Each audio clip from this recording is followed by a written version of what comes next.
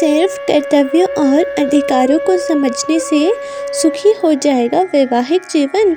रामायण के अनुसार हर पति पत्नी को अपने रिश्ते से जुड़ी कुछ खास जिम्मेदारियां और अधिकार पता होने चाहिए। रामायण के बारे में जानने के बाद कई लोगों को लगता है कि श्री राम और सीता का वैवाहिक जीवन अच्छा नहीं था, उनके जीवन में सुख नहीं था।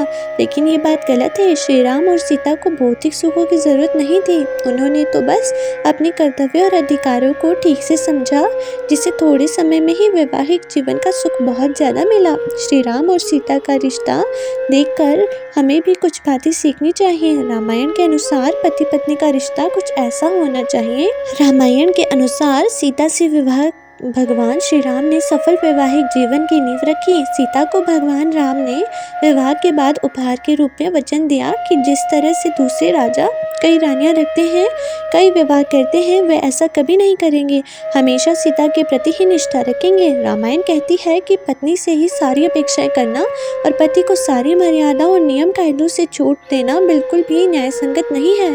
पति पत्नी का संबंध तभी सार्थक है जबकि उनके बीच प्रेम हमेशा रहे, तभी तो पति पत्नी को दो शरीर एक प्राण कहा जाता है। इससे दोनों की अपूर्णता जब पूर्णता में बदल जाती है तो आध्यात्म के रास्ते पर बढ़ना और आसान हो जाता है। रामायण में बताया है कि स्त्री में ऐसे कई अच्छे गुण होते हैं जो पुरुष को अपना लेना चाहिए। प्रेम, सेवा, उदारता, समर्पण और क्षमा की भावनाएं स्त्रियों में ऐसे गुण हैं जो भी के जितना सम्मान और गौरव प्रदान करते हैं।